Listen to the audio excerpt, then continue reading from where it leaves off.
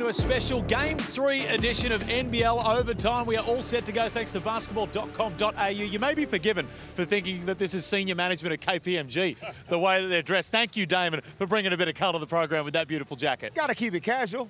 That's it, boys. We're live in venue here. We are not far, an hour and a half from tip-off for Game 3, the decider at the moment. Derek, you're here, I believe, for tax reasons. You've just flown down and you thought if I'm paying for my own flights, I may as well jump on because it's a little tax write-off. May as well. Hey, and you guys have been doing such a great job on the pregame shows. I was getting a bit jealous. I need to get involved because that guy Copes is trying to be too big of a star. Hey, I'll tell you the worst thing is, well, I got a nice message from Derek saying, hey, you're doing a great job, all of that. And then Copes goes, hey, I got a nice message from Derek. Everybody got a Derek. You cannot do that, man. You cannot give it out to everyone. I didn't get one. So that probably figures out, okay, that's fine. I see why you're here. There we go. Well, we're here at Game 3 because both teams have held their home court. The game in Perth was an unbelievable atmosphere. We were both there.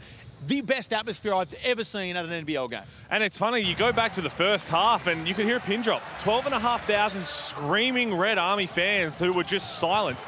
Up by 20 at one stage in the first half was Melbourne United. Delhi had his way. He was like a puppet master. Just wherever he wanted to get to, he was making things happen. Melbourne United looked like they were going to run away with it by halftime. And also, he's probably been an unsung hero out of this game, but credit Jesse Wagstaff because he was the one who made two massive threes to help stem the flow before halftime, and then we all know what happened in the second half.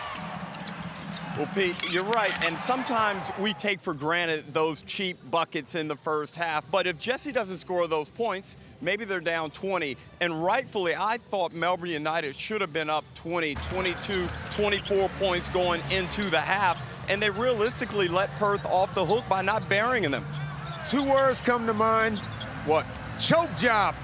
Oh, this series, no, come on now. This series should be over. We shouldn't even be sitting here right now. Melbourne United know it. 20-point lead in the first quarter.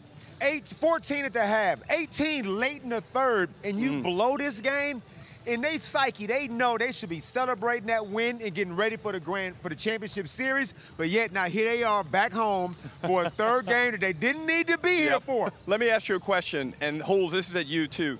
Do you think there is any scarring from last season with Melbourne United based on what happened in that championship series against Tasmania?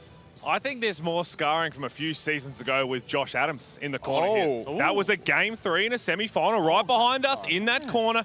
Melbourne United should have won, should have been going to a championship series. Right. Josh Adams said, no, sir. Hit that big-time shot, and he put Melbourne United away. So that combined with what happened last year, that combined with the second-half collapse, and in a three-game series, that kind of mental scarring can be very hard to overcome. If this semi-final series was a 5-game, I think Melbourne United are no problem to win this game. But now you know that you're just 40 minutes away from your season being over. I think that holds a lot of weight. And the interesting thing is, it's the flip side for the Wildcats. In their first game of the semi-finals last year, Keanu Pinder came out and did a Chris Goulding impersonation and hit 6-3, plays an amazing game, and they lose that, and then Tassie goes on to win the next two. So they've seen the reverse side of it, so it's funny. The psyche for both these teams could not be different. It is a mind game. You can talk about all the X's and O's. You can throw those out the window this stage in the season. Well, we got no show left then. Right now, it's about your heart. It's about what you prepared to do to get this win because talk is officially cheap. However, Melbourne United have Chris Goulding. True. True. Well, they also have that. They've got veterans who have been there, done that. So in other teams, that scarring might be a little worse to try and overcome. But Delhi's done it on the biggest stage. You know, he'll keep his composure. Yep. He'll understand what went wrong. Shea Illy's been there, CG. So they have got the veteran presence to potentially help. But Perth will be coming in feeling very good. Hey, Felix, can I back up my big however with a counter? Yeah. Give us Perth have Bryce Cotton. Hey, there we go. Well, that trumps absolutely everything within the league. You throw him on the Taipans right now, and maybe we're talking about them in a championship series. Damon, Ty Webster, Game 1, it was looking like he had a dodgy shoulder. He came out in Game 2 and didn't look too off. Now, I don't think Ty Webster's shoulder was as serious as he made it out to be. Come on. But look at it. Look how nervous he is right here. Get it, he's Ty. grooving. Check out Ty. Get it, Ty. Yeah. These are moves that Drewy needs to get. Now, look, every single team needs a Ty Webster in it. You can see why John really is so high on him. He is their emotional leader, the barometer. Anybody else gets tight, just look over there at Ty. He came out there for his 14 minutes of playing time. He's getting on the rim, He makes the occasional 3-ball. He's got the mid-range Jay Derrick. This dude does not rattle in the moment. Every team needs one. Illawarra Hawks have one. Dave O'Hickey. And Ty Webster's the guy for Perth. And he can actually make plays, and he can defend. He gives you another really good body out there. And that play we saw him make against Golding in transition, I thought that was one of the big momentum plays that really got the Red Army motivated. He hit a big-time 3 as well. So, again, he stepped up on a matter Wagstaff in the first half, Webster in the second. And, again, they've got all these pieces that seem to be firing at the same time. And the one that hasn't fired yet is Bryce Cotton. Right. So, which is unbelievable to think that we're tied at 1-1. There was 2 people that set that venue alight. There was a couple that set venues after the game alight. Me and Derek Rucker certainly went for that one. But in venue during the game, Neil Barnard, the MC, had everyone standing up, getting his best Shakespeare on the mic. He was unbelievable. But Dylan Windler stepped up in not just 27 and however many rebounds he had. They were all at pivotal moments in the game. Well, I thought in the opener we hit on it really well. We said there was space for someone else other than Doolittle and Pender to capitalize on all the defensive pressure applied to Bryce Cotton. It had to be Windler, Pete. He was the only guy that was going to salvage what was left of their season. And in that third quarter, it was crazy. He went off, but it really didn't have an impact on the lead, but it had an impact on the energy in the building. the scoring's one side of it. We've seen him have some big scoring games. He can knock down the 3. He's got a deep shot as well, quick release. But it's that offensive rebounding. And the rebounds that he didn't get credited for, he's still slapping it back. And when we talk about after this, the Dean Vickerman small ball challenge, it's hard because whoever you put on Dylan Windler, if they're going to be smaller than him, he's got the length in his wingspan to be an absolute nuisance on that end. And this is why he was an NBA player. We've seen it. It's all about his career is just staying healthy long enough to play good basketball, and he was exceptional. You add the 11 rebounds. You also add the 4 blocks. He's one of their better defenders with him and Christian Doolittle. He's a certified sniper. Game 1, extremely passive. Can't work that one out. Game 2, he said to hell with it. His whole mind shift shifted, and he says, I'm not going to go out like this. And he proved why he's as good as he is. If I'm Perth Wildcats, I'm trying to lock him up for the next 2 to 3 years. Well, let me ask you something, Damon, because you have won 2 huge eliminator games when you were with the Hawks. How do you temper your emotions? Like right now, I would be so hyped. I'm hyped right now, and I'm not even playing in the game. How do you balance the emotions with the execution? I feel like the balance just got to go out the window. You just got to just go hell for leather. You just got to go, you know what? This is the season right now. There's no time for balance. We'll worry about that in the offseason. So Dylan Windler, you got to go out with a bang because that's the last game. They always say you're only as good as your last game. So if he plays like that, there's no guarantee they're going to win, but it will not be if they lose. That he won't be the reason. Certainly, he's been the X factor in this one. Dean Vickerman was tasked with a small ball challenge late game. For all intents and purposes, Melbourne failed that one. Let's listen to see what he said in the presser. Elite start, scoring 36 in that first quarter. How we moved the basketball, how we shared it, got our coverages right, and obviously they just put that in the small ball lineup out there, and. And then they made shots. Yeah, we got some things to work out as a coaching staff and a playing group about how to best defend that small ball group. But yeah, credit to them. They 33-15. It was a pretty dominant quarter from them. Really big dilemma here for Dean Vickerman now to figure out, because I mentioned the small ball lineup, Christian Doolittle at the 5, his strength, his physicality, Windler at the 4. We saw Dean eventually match it with Delhi playing the 4. Now, he's got the physicality to throw his weight around against Windler, but not the length. Do they have to get in Tanner Krebs a little more? He's played very good in his minutes because, unfortunately for Rob Lowe, this is a nightmare series matchup-wise for him because the bigs, especially when they go small, are just quicker. They're more aggressive, putting heat on the rim, even if Pinder plays a lot of minutes, whatever it is. It's just a really tough series for Rob Lowe. One of the problems I thought was just on the scoreboard. When Melbourne United tried to match up with Perth from the 3, the fact that Perth were knocking down so many threes made it a tough numerical challenge for Melbourne United. They're going to have to shoot the ball well from the perimeter if they intend on staying big against Perth's small ball lineup. Myself, I don't like giving in like that. I would stay big and pound and pound and pound. Well, the big question that I have to ask you two then now is, one, Dean Vickerman think, I thought Ian Clark sat a bit too long in that second half when Chris Golding wasn't firing. When you have to get Ian Clark into the lineup, who's coming out? Because Shea Illy's going on Bryce, Delhi was picking everyone apart offensively, and you expect Chris to potentially get off at any point. Jack White? Well, then you're going ultra small, and then what with Marcus Lee? So that's very interesting. That's the way he's going to have the coin flip. Listen, under no circumstance can you have 4 guards. Melbourne United small ball is too small. And if you're saying too small, if I'm it's saying small. it, you know it's too small. Look at that white pages in there. Calm down. You got to trust either Kyle Bowen or Tanner Krebs or one of your bigs. I thought Marcus Lee was solid, but like you say, punish them on the other end. They tried to match it, but they're too small. So anyway, Chris Golding wasn't scoring, and now you got all these small guards running around, and Dylan Windler's having his way. He showed a lot of faith in Kyle Bowen all season. Don't go away from that now. Damon, I'm going to come to you this one because you own the 3 greatest free throws potentially in the history of this league. Doesn't matter how they went in, they still win in. The elephant in the room in this game is Jack White. 1 for 8 in this game. He is shot terribly, and these weren't just missed free throws. About 4 to 6 of these came in the clutch. The crowd was electric. To say he's rattled would be an understatement. How does he get rid of the yips? I tell you what, first of all, it is extremely difficult to knock down pressure free throws in the semifinal. Let me just get that out there. Right. Okay. Now look, Jack White, he's been shooting the ball well from everywhere else but at the foul line. What he needs right now is his teammates, his coaching staff to get around him and just go like this. Look, man, it's only a foul shot. Calm down. It's not the weight of the world. The fate of the universe does not rely on you to make these free throws. So they got to try to just, I think, take some of the air out of it. Right now, it's a very big story. We're going to talk about it. But if I'm Melbourne United and if I'm Jack White, I'm going like this. Post me up early.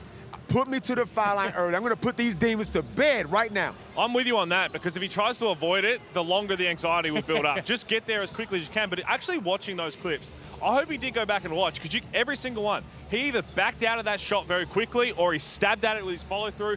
All of those things is not his normal shot. He shot the 3 ball 3 or 4. His 3 looks great. He's done this his whole life. It's just a little bit between the ears now. We've all been there. We've all suffered maybe a little bit worse than others. I can recall it.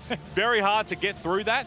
But you're on your home floor. Just get there as soon as you can. As soon as that first one goes down, you'll be able to take a bit of a deep breath. One of the concerns, though, does it affect the way he plays the game? He plays off a lot of physicality on the offensive end, second chance points, that incurs a lot of fouls. Is that going to impact how he goes aggressively at the basket on the offensive end? Well, I've been looking down there. If you've noticed, I've been turning around a little bit throughout this, and I haven't seen him shooting any free throws yet, which I think is interesting just to take note that maybe he's done it in practice. Maybe he's just saying, you know what, I'm going to wait till they come in the game. But a quick one, before we get onto the Goulding explosion in game 1, if you are John Rillie, are you fouling him almost first play of the game and sending him there? Or are you letting it sit? 100. Not messing around. I think you got to set the tone that way. And again, if you're Jack White on the other side, you embrace it. Say, no problem. I've done this. We probably just shot a heaps of them yesterday. I'm going to go in there. Credit to him as well. Did a pre-game interview as well. He's not avoiding any of that. He's just ready for the moment. He still played very well. Other than the free throws, I hope he's focusing on that because they need him. Not only am I fouling him, then I'm going to be starting mouthing off to him on his way to the stripe. Absolutely. You don't want to be there. What you doing over there? You're doing your best Peter Hooley impersonation right now. Wow. I'm going at him hard. Let's just wind the clock back right to game 1 because the Chris Goulding explosion, we have seen it so many times in this venue, in big games. You just get the feeling in game 3 that we're going to see another sort of performance. But a lot of them were incredibly tough shots. Well, even in game 2, in the first half, he started off well. He was continuing in this vein. But look, Perth were really bad, especially in the fourth quarter with the way they went about it. It was almost as if they gave up. But you can't let this guy get any space whatsoever. And the pick action, you must defend it. They're going to hit you with it several times during the course of the game. But that one right there was dead right evil. Telling you what, Ben Henshaw was terrific in locking him up in the second game. And again, Ben Henshaw had his struggles offensively. But be careful of all the talk now with Henshaw. We're going to go to Chris Goulding. Oh, yeah. Because you watch in the first few minutes, Chris Goulding's been there. He's done that. That he's going to try and suck Brent Henshaw in for some sort of silly foul. And once you get in the head there, you could be a long night. You don't want to poke the bear. He's a different type of bear. Chris is taking 30 threes in 2 games. You can't stop him from shooting threes. He's a shooting contortionist off one foot, off his back foot, above his head, left, right, off balance. It don't matter. He's going to get those shots up. He can make every single one of those. But I do give credit, a lot of credit to Ben Henshaw. He at least has the size and athleticism to make him put a little bit more arc on it. I think the penetration game is now open for Chris. I said it in the call during game 2. He now needs to get his eyes up on the rim and start getting by Henschel. Now you can use Henschel's inexperience against him, start getting to the free throw line off and drawing fouls. I'll give you this situation. We're halfway through the first quarter. Chris Golding's hit 3 threes. Perth have struggled all year. They let James Bateman go for 50. Chris is averaging in this arena 43.5 points against them. If you're John Rillie, what do you do if he starts to show the signs that he was showing in the second half there? Well, in the first quarter of game 2, he did that. He came out and went whack, whack, whack, and then he cooled off a little bit. So you don't want to change anything too drastically, but you also got to understand that doesn't normally happen twice for Chris Golding. If he hits 3 in the first quarter and then misses the next 11, very unlikely that'll happen again. You got to make Chris play defense. We talk about it even with Bryce Cotton. Any guy who is a major scorer, make them play on the other end. Chris has got in foul trouble in a couple of games now, so he is prone to get a couple of sloppy fouls. I will be going at him to make him be honest on the other end. And also, I try and give him more consistent extended minutes. In that third quarter out in Perth, I thought when they only played him 5 minutes, I thought that cooled them down a little bit, disrupted their offense, and then they paid the price. Game 3, Melbourne-Perth. It just has to make you think back to our great mate Corey Homicide Williams, how much he would have enjoyed this and how much he would have made this broadcast so special. So it's time for this Ain't No Cupcake League. And I'll tell you one thing Corey never did. He never mistook me for anyone else. Whether he was coming at me, whether he was on my side, he never mistook me for anyone else. I've had some insults in my time, but this could just take the cake. Right now, this isn't the first time my man has done this. Great to see you again, Halls. How was the atmosphere through the commentary for those free throws? I'll tell you what, Matthew, now you're a very good man. I must shout out, Matthew's a very big fan of the NBL and he's a fantastic support for the Perth Wildcats. But there's a big difference. Big difference between us two, Pete. And I'm sick. No, I've been tarred with your brush. Funnily enough, in Hoops Fest, we were back there, the same thing happened, but I was also walking around the Hoops Fest, the fan zone, and someone came up and said, you did a great job on the reality TV show. I was like, that is not me. That is not me because it wasn't great. Because they said I did a great job. I know that is a total fallacy right there, I'll tell you what. Now, it is fun. Now, again, we are watching. So Melbourne United, who are Melbourne United playing? Perth. What are Perth? The what? Wildcats. What are they? No, Cats. Okay. Are we sure about that, Felix? Let's have a listen to this. Melbourne United, because they looked like they were going to take this game by the throat, but the Perth Wildcats, there's one thing we know. You don't write them off. I knew it straight away. We've been doing a lot of TV straight away. I was like, the Wildcats? I don't know. No parts of that Well, one. I'll tell you what, it was lucky I didn't get a different word in there because it was probably right on the tongue there. We could have been all ended. This seems like, is this a Felix Von Hoff roast? Have you got one too? Well, Oh, no. you know, he's our great leader. You're the man, Felix. We love you. But can you get some institutional control over this? Who's this guy? Who is he? Felix, take control. And not to mention the post-game interview with the Wildcat fans. Come on, man. Tighten it up in here. Wow. I love it. I reckon, you know what? It reminds me of the guy that walked through the royal family when they were having the big thing. You remember that?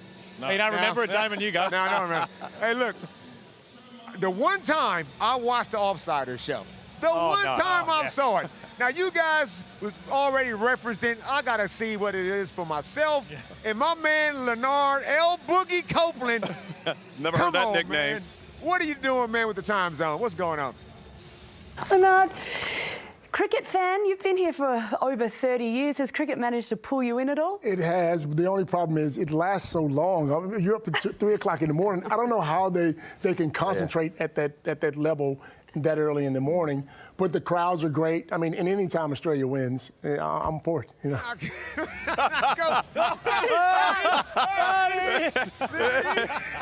Hey, why is a black African American on a cricket show? We know nothing about cricket. This ain't Silver. I was going to ask the same question. Coach at 3 in the morning. What is Copes doing? Also, 2 lies there from Copes. Wow. He's out at 3 a.m. in the morning. He knows exactly when the cricket's on. But 2, also, shout out to Damon for staring at the camera that's not even honest at the moment as a single when the camera's over there. Wow, way to expose him. We got plenty more coming up, all thanks to basketball.com.au. Overtime continues after the break.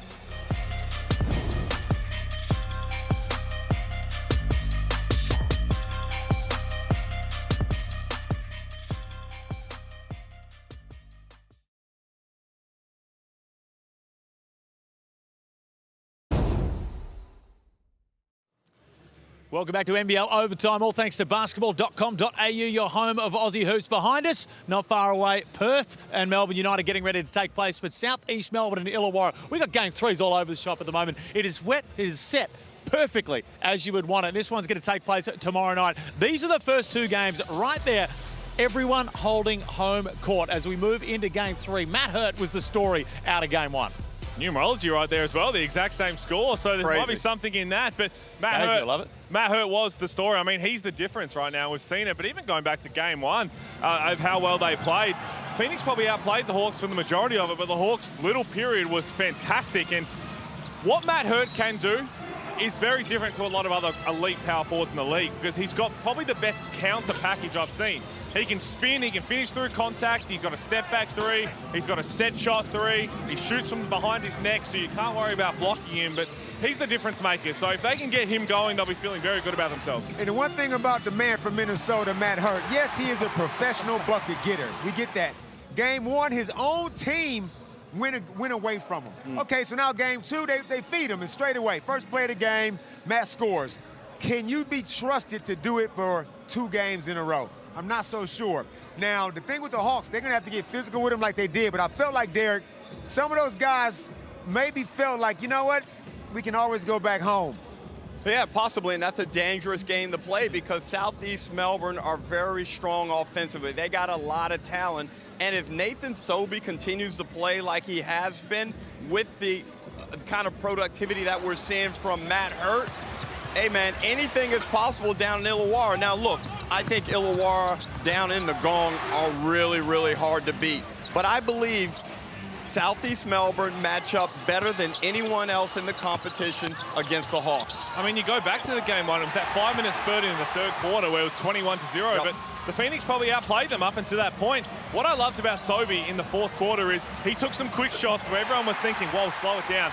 But they were at the rim. He was putting heat on the rim, not contested threes.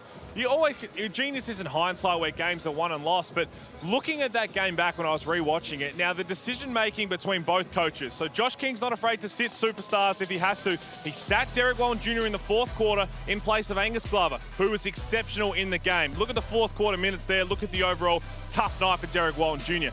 The flip side of that, down the other end, for Justin Tatum was Trey Kerr was having a really rough night. He played the whole fourth quarter, and Dave O'Hickey sat until the last probably few minutes where he was exceptional. Again, you're damned if you do, damned if you don't, but 2 different coaching styles right there. Well, I think this is a significant advantage for Southeast Melbourne. Derek Walton Jr. had a really good game one.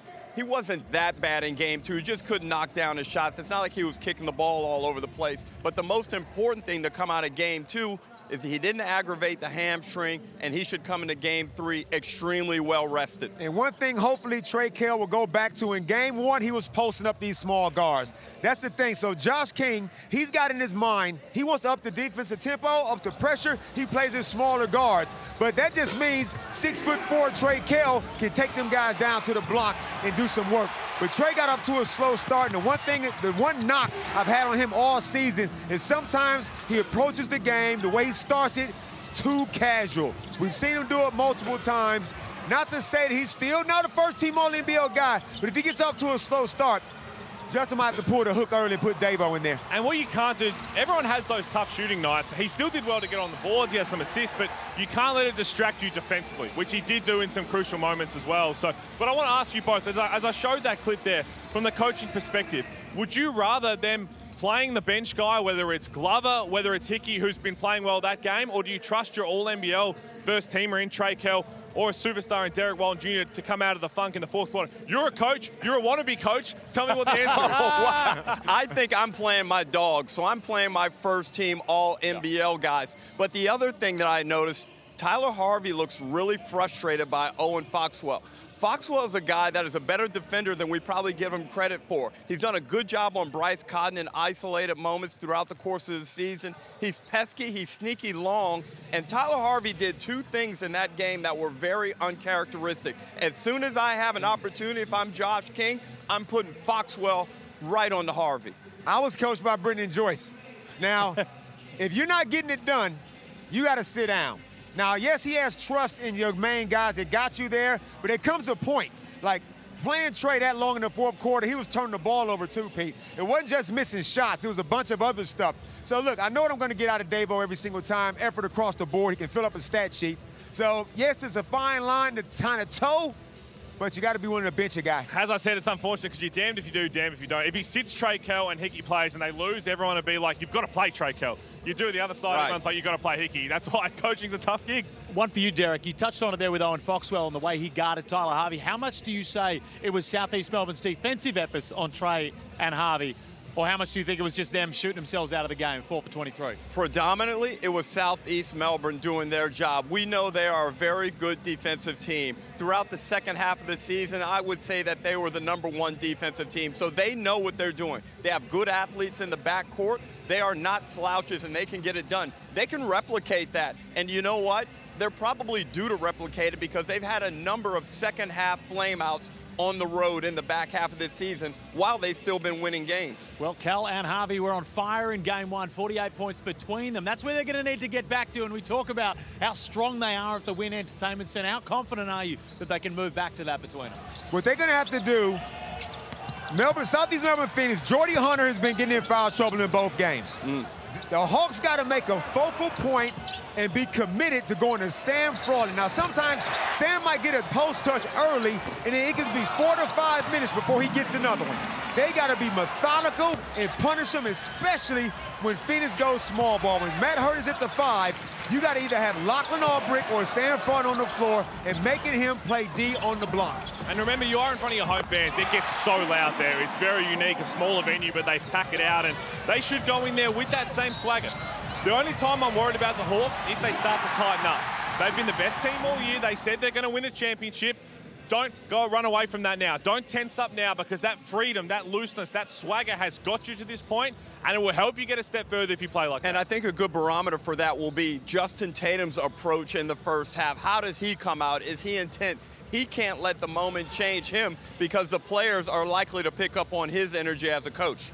Certainly was. That game one is one to read into. I reckon it's going to be potentially a repeat of that. You imagine game 3 with these two guys. They're going to absolutely go off in this one. Wieskamp as well was unbelievable in that one for Southeast Melbourne. We talk about X factors all the time. I think Wieskamp still, even though he's an import, he's still the caliber of guy where if he brings more than just outside shooting, he becomes quite the X factor for them. Defensively for me, I thought he was the X factor. Yes, he had 22 points, but he met a couple of people at the rim. He came across weak side. He's a sneaky athlete. He's got some big dunks as well so far this season, but what he does defensively, when Derek Wallen Jr. is on the floor and how quick he is, I don't think there's anyone who can really stay in front of him really in the league. When he gets that full head of speed, how quickly his pace is, Wieskamp has a beautiful shot. He struggled early in the season, but now he's found that, and he really is that extra offensive component that Josh Cain can go to. But those plays there is what's going to help the Phoenix get over the line in a tough environment. I'm a big Joe Wieskamp fan. Yes, he's had his struggles. Yes, Josh Cain benched him early in the season, but he's the one guy that can play both ends of the floor. He doesn't have to live and die by his three-point shot. He can get on the rim. He can get in transition. If he's not scoring, few players, if they're not scoring, it affects their D. It doesn't affect Joe Wieskamp's defense. He's going to play both ends no matter what. And I think the key for him on the offensive end, as you said, is to get on the rim. Sometimes he falls in love with the 3-ball, looks for it too often. Get on the rim, because I think Illawarra, with his additional height and athleticism over their perimeter players, he has an advantage on the backboard. The only thing that I've said more than basketball.com.au over the last week is X Factor. And we're going there again. Tomorrow night, game 3, the decider. Who's going to be your X Factor, Damon? Trey Kell. You just said you didn't like him. God damn it, Damon. He's an all-NBL first teamer, man. Hear me out. Okay. Trey Kell is the straw that stirs the drink. He is the X factor. I'm not going to go with some obscure bench player, with all due respect. I need Trey to step up. If Trey is first team All-NBL, Trey, there would be no issue. This game will get handled with ease. But right now, he's up and down. Can I stop you right now? The irony of this, because you were a role bench player, a good one, who was an X factor and hit some big shots, and now look at you. So how could you go away from the bench guys like that? Just like my boy Charles Thomas, when he was starting at the point, if Charles was off, I was ready to jump in there. But if Charles was balling, I was sit and wait my turn. Pete, where are you playing? I've got a bit rogue with this as well, but mine's Geordie Hunter. He's got to stay on the floor. The first game when he picked up early fouls and Matt Hur had to play more at the 5 where he does like to play, the Phoenix struggled in that third quarter. Still had numerous fouls in game 2. They managed to avoid getting into any deep trouble. He's too important. He's the best rolling big man in the league. And rolling big mans create space. The space, I think, on the floor is the biggest weakness for the Hawks defensively. Geordie Hunter's the key. I'm going with Darius Days. Somebody's going to have to shut Matt Hurt down. I'm not sure Pete Lee can do it over extended minutes. I'm not sure Lachlan Olbrich has the experience. That leaves Days. This is what you were brought here for. Rebound, knock down threes, and give us one defensive performance in Game 3 against Matt Hurt. There's your X factors quickly as we go down the panel. Who do you think takes it out? Tough to win closeout games on the road. That place gets loud. They're the best team all year. I expect the Hawks to get it done.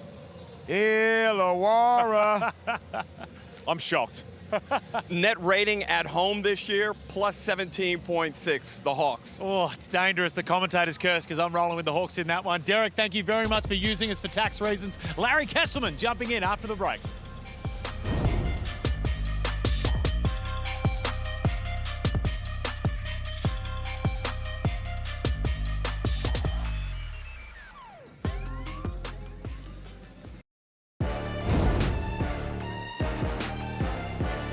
Welcome back to NBL Overtime. We are not far away from Game 3, the decider. Win or go home, and such is the big occasion. For the first time on Overtime this season, we welcome in the CEO, the chief. I don't know what we call it. You're so high above the boss at this point. We're not sure how to actually label it. Larry Kesselman, welcome in for the State of the Union address.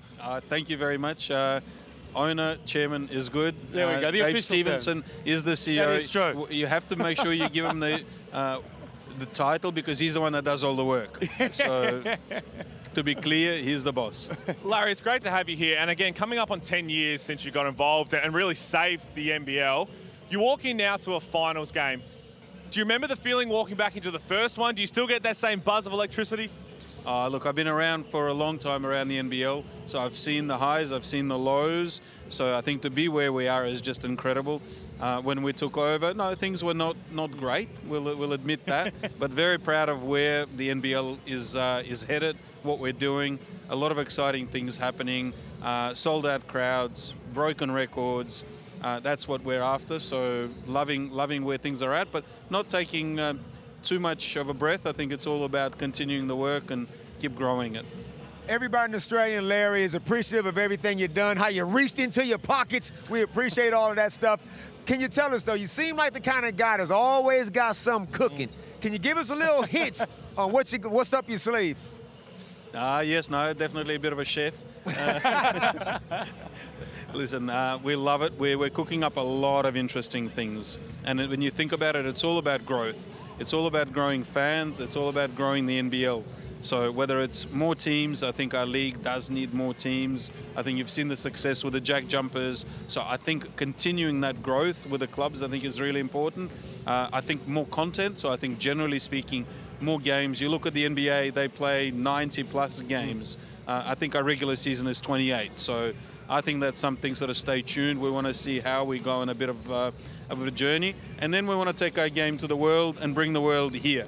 So there's murmurs, there's conversations. Stay tuned for some announcements. Just on that topic, when you say, take the game to the world, bring the world to the game, the NBA games are always an interesting one for me. We sort of see less teams going over. It probably doesn't have the same sort of power that it did when we first announced it to be a big thing. What's the next iteration for that? There's an NBA game coming out here. Is the NBL going to be involved in that? Where does the NBL-NBA pathway lead next? Well, it also shows where we're at now. When I first came up with the idea of going to the NBA, everyone thought we're crazy. This is such a massive thing. Now it's cool, but probably not quite as cool as it used to be. It feels like the world's gotten closer. So our aspiration is definitely to bring NBA here to Australia. That's still a work in progress. We're getting closer and closer. I know there's been lots of rumors. That's something that I've dreamt up for the last sort of 15 years to make that happen. And that's not easy. When you've got places around the world throwing tens and tens of millions of dollars to bring games to their shores, that's not an easy thing to do, but we're getting closer and closer. Can you tell us a little bit about your relationship with the NBA Commissioner, Adam Silver, where that all began and how you got to this point where these thoughts are even possible? Yeah, well, I think where it began is he wouldn't even have had a clue 10 years ago who we are and who I am and what we do. So it's been a slow burn. I worked a lot first with their Asian office. It's a guy by the name of Scott Levy. Then I got to know Mark Tatum, who is his right-hand person. And then slowly, Adam Silver. And like a lot of people and a lot of sports people around the world, I think he and I connected during COVID, post-COVID. Maybe it's mutual trauma, I'm not sure. But they love and respect what we're doing here in Australia. They look at the world as their playground. I mean, NBA, by far the best product around the world. So they've now got Africa. They're working, I know, in Europe and looking what the opportunities are there. And they see us as by far the best product of their version of basketball here in Asia and in Australia, of course, but even sort of the greater Asia. So it's a very close working relationship. Larry, we see the recent sale of the Tasmania Jack jumpers. Me and my mates, we all tried to put a syndicate together and try to get in on that one, but we fell a little short. The value of every team in the league, how do you see that going? Is every team's like stock might not be as high as maybe others, but how do you see the value of each team? I'm so proud of where the values of the teams are. I think that just shows, again, the credibility from not just in Australia, but around the world. We have owners from all around the world now that either have bought or looking at buying or wanting to be involved. If you're a sports lover and the business of sport, the eyes of the world are on us. And it's part of the reason is that we're running a good commercial model. I think more and more clubs are becoming self-sustainable, profitable, growing. I mean, not to drop names, but I literally just got off a Zoom talking to Marc Gasol, the ex-NBA. I'd love to hear your name drops. Yeah. Can we bring the contact list out? So I was chatting to him about what's happening in Europe, and he was sharing the fact that hardly any clubs are profitable, and it's still a bit of a hobby sport for wealthy people, and I don't like that. For me, it's about building a business, sustainability.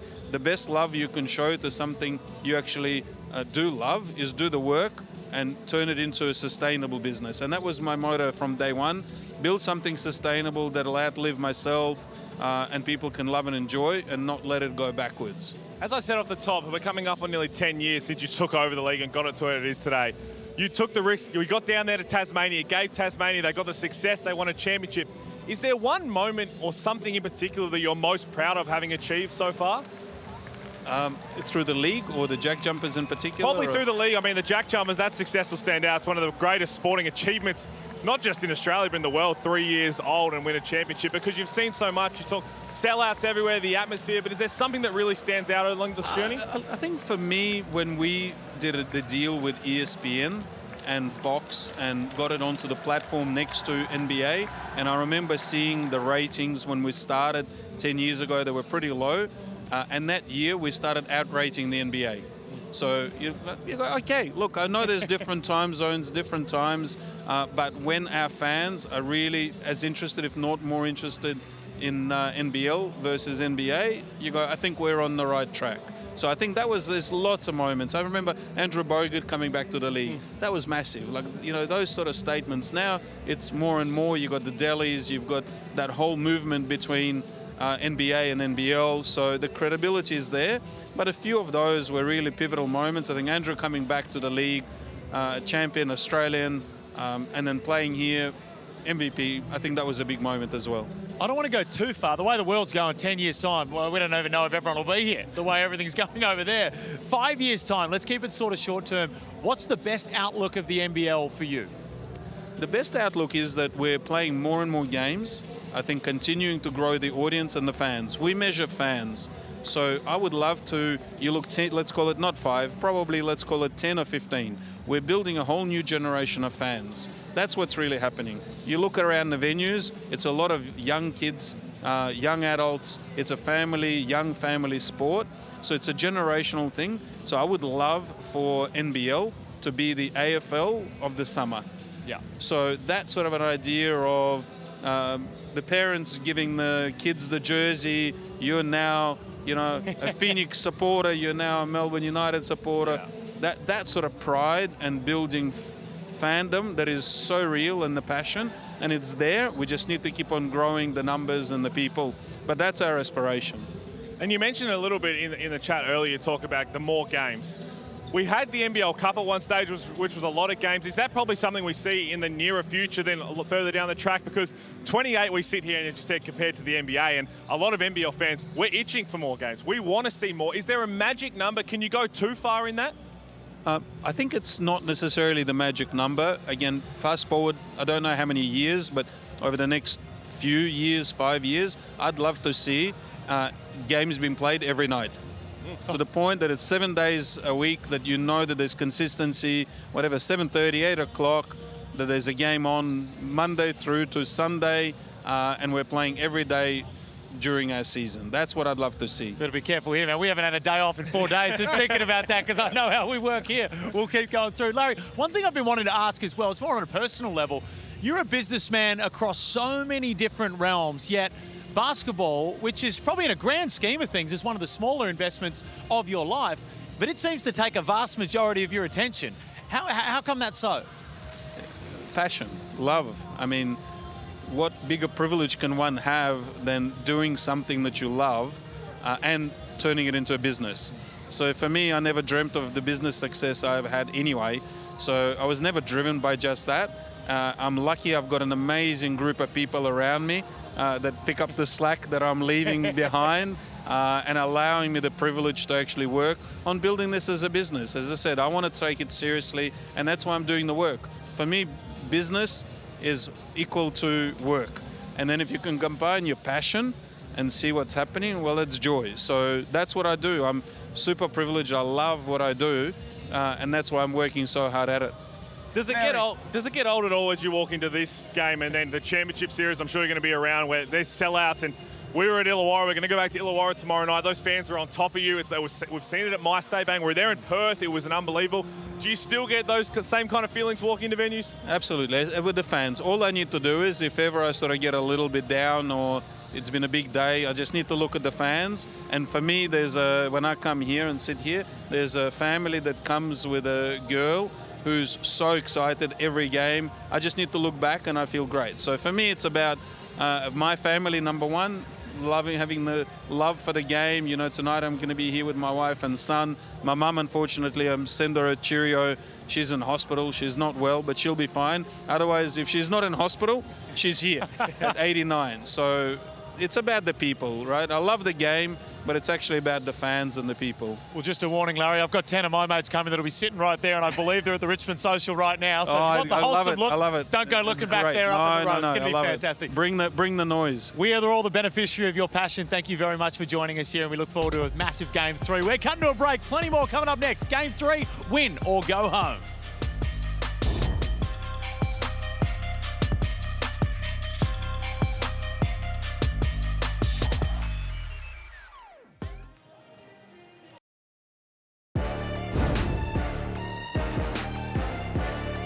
And then there were 3. Back to the originals. Rucker, Kesselman, thanks for joining us with the original Overtime crew. Let's head to basketball.com.au to see what the trending articles are this week. There's been no shortage of news, and you better go to basketball.com.au to be able to get yours. Like son, like father, Tatum wants to coach in the NBA. Delete that article. We don't even want to talk about it. Delete it, get it off the website. Giddy up, the next star dominating that trade. He's starting to find himself, and of course, Great Barrier Reef, Dyson Daniels now. Dash Daniels, he's walking around courtside. We forget that possibly, in terms of Australians, one of our most hyped next stars is going to be suiting up for Melbourne United next year. I'll tell you what, there's a couple of things there to talk about. One, Josh Giddey post-All-Star break. I know he had a nice little relaxing break in Cabo with Dyson Daniels. Balling out. Pay that man. It's great to see what happens in the ball in his hands. And then Dyson Daniels, the game-winning steal again today. The defensive player of the year. Make no mistake, he's not the runner-up. He is the defensive player of the year in the NBA. Shout out to Ricky Daniels. Ricky D, when he first came to Australia, I actually had the idea, I said, Rick, if you stay here, just imagine, man, you can have a family, you can have some couple of boys. I remember you telling me. It just maybe, man, them dudes might turn out to be better than where you were. Well, I remember you even said to him, maybe one of them could be Defensive Player of the Year. That's such LeBron areas. Oh, man, we were sitting there. I told him he's playing for Atlanta and doing this. Did anybody want to call Larry on the name dropping of Marc Gasol during it? No one was brave enough to do that? No, were they? Show me your phone. Well, we are not far away from Game 3 decider. As we've said time and time again, win or go home. 2 teams with a storied rivalry, 2 players with a storied rivalry in Chris Goulding and Bryce Cotton. Where is this game tonight going to be won? I hate to do it, but it's Jack White at the free throw line. Not just for the free Is he throw shooting side them of it. yet? Not just for the free throw side of it, because he is so important to their success that if he gets there and he gets into that mental space again and he doesn't play up to the level that we know he's capable of, I don't think Melbourne can cover for him like Perth can cover if Doolittle is a little underdone or Windler's underdone. He needs to be able to just be playing a confident, aggressive style, and I worry that if he goes to the free throw line, it'll take away from that. So that's why I say that free throw is so important. I worry because I've been looking at the back of the screen and I still see no Jack White out there shooting no damn free throws. Do we think this whole semifinal series is going to go without a Bryce Cotton game? Is that what we think going to happen? You mean to tell me, Bryce Cotton, you can't get 40 points on these dudes? What you doing, man? 22 in game 1, 18 in game 2, and now I'm convinced he is getting minimum 30 points. This game will be won in transition. They're going to turn this game into a playground shootout. History says we are set for a Bryce Cotton explosion, or will it be CG43? But let's check the trends and see where all the betting markets are with Sportsbet. Trend is your friend. How many times is this ball going to bounce? How many times is it going to bounce? Oh, that was... I'm going crazy, but they're delaying the bounce of the ball. Someone is editing that graphic every time we go. Now, this one's a pretty simple one for me. Melbourne United, I've got two markets here that I think I want to lean into. Melbourne United have been dominant against the Perth Wildcats. They've been dominant at home, and the trend across the series, both semi-final series, is home team wins. As I continue hitting you there, I reckon that's the way it's going to roll. But the biggest bet for me in this one is probably going to be Keanu Pinder points under. Because I just think that the way that Perth have been playing, that small ball lineup, it was so successful towards the end of the game that I reckon that's probably where we're going to sit. Well, we saw him in game 1. He was very aggressive. He was really trying to put heat on the rim, but you're right, the success in the small ball lineup. But John Rillie, he's a great coach. I know you've been on John Rillie Island all season. He also knows that Dean Vickerman is an exceptional coach, and he will have an answer to the small ball. What it is, I'm not sure, but he will have some sort of answer. So does he go back to Pinder, Almanza, Okwera? Does he do that? We'll find out. But Keanu Pinder might be an X factor as well to try and get the Wildcats over the line. Keanu Pinder is just, they don't have a matchup for him. He's too violent, too aggressive. He just hasn't been finishing. If he would have finished off some of those little bunnies around the rim, he had 30 points. Now, I just hope that John really doesn't mess with his minutes. Yes, you got to play Jesse Wagstaff for that stabilizing force, but you got to let Keanu be Keanu. So many narratives, so many storylines, so many superstars getting ready to take part in this one. We are not far away from tip.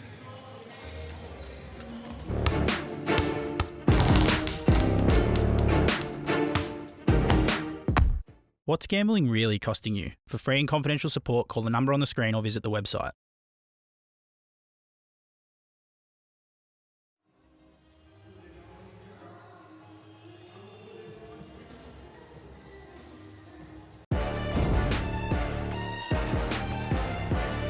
Welcome back to NBL Overtime. Game 3's deciders mean one thing, pressure. So let's go to our top 5 pressure lift, and we kick it off with Melbourne fans. Perth RAC Arena was absolutely flying. It's a Tuesday night. Melbourne United, there's corporates everywhere. That's how we usually work in this venue. They have to bring the heat to be able to match it, what Perth brought. Yeah, they're not going to sell out. As you said, 2 days to sell tickets on a Tuesday night, but whoever is here, you're going to have to bring the energy, because there is no doubt in my mind that the Red Army helped the Wildcats get over the line on Saturday. That was one of the most amazing atmospheres I've ever seen. Did you know Billie Eilish was in town? Yeah, I found out with the traffic. I can't name one Billie Eilish song, by the way, but whoever shows up in here, they better show up with their lungs in full voice, because they're going to need every bit of help they can get. CG43, number 4. With great talent comes great pressure. You always say pressure is a privilege, and it is with CG43 tonight. It is on his shoulders. It is, and again, he's done it in the biggest moments. He loves big games. There's no bigger game than an elimination one. We'll see if he goes. Bryce Cotton has not shown up. He still played well, but he has not shown up so far this series. Damon, tonight is the night. Tonight's got to be the night. The 5-time MVP, he got to get it popping. John Rillie, because on Twitter, my man, they come for his throat if they lose. In Perth, it is a championship or bust town. This would be 2 years they don't make the grand final series, and unfortunately for him, Perth, that's not enough. Well, you got our coach in the first half, and he outcoached Dean Vickerman in the second half. Whole new ball game tonight. Number 1, well, you don't need any guesses to pick this one. Jack White, 1 for 8, missed clutch free throws. He's got to find a way to put that ball in the hole at the line. It's hard making free throws in the semifinals, but he's got to find a way to do it. Jack's got to break bad. Come on, Walter White. And I've been looking around there, man. I ain't seen him out here yet. I'm getting worried. He needs to get out here. Peter Hawley, Damon Lowry, thank you very much. Stick around because the official pregame is about to kick off. That man right there, due for an explosion. Thanks for tuning in to NBL Overtime. Not far away, pregame.